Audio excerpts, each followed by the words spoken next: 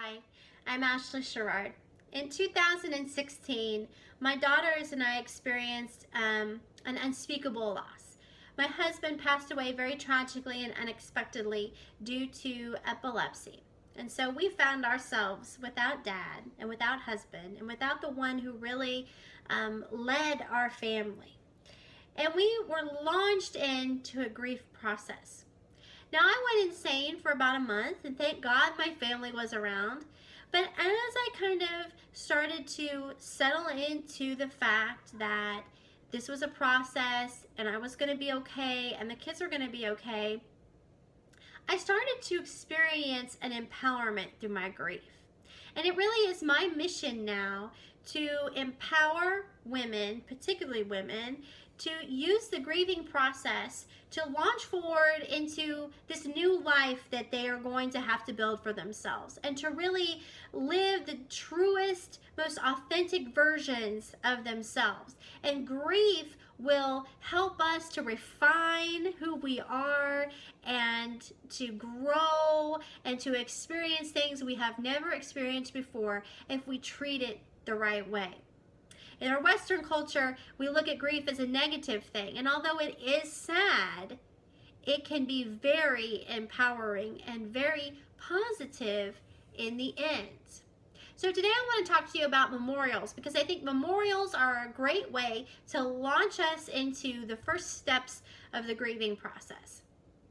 And for us, our memorial in our home is right by our back door, so we're in and out of that door a lot of times during the day, and so we're able to say hi and bye to Dad if we want to. We're able to stop here for a second and think fondly or maybe shed some tears, but it's right there in our main living space. We thought about all the things that he loved, but we also remembered that this is for us.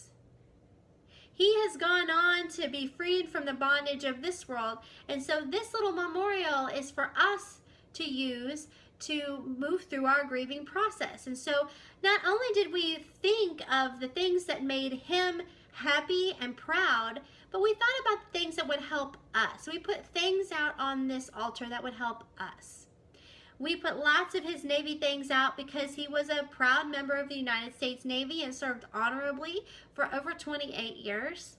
But we also have pictures of our family. We have a quote that says, "Love you yesterday, love you today, always have, always will."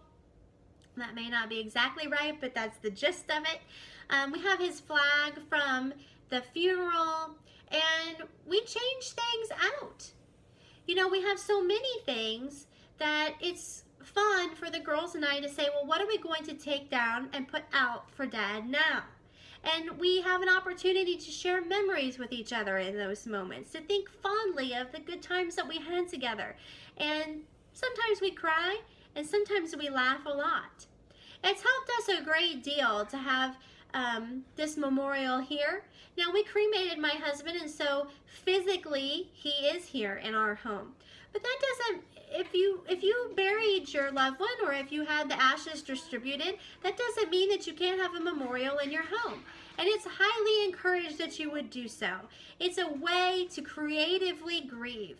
Maybe it doesn't look exactly like ours. Maybe it's a scrapbook that you have out on display that people can look at. Maybe it's a t-shirt quilt that you have made that you put out on your couch, but it's a way to spur conversation to talk about that loved one whose physical presence is no longer with us. So I encourage you today to think of a way that you can memorialize your loved one in your home, a way that brings you joy and happiness and fond memories. If you would like to know more about what I do, you can follow the link to my website.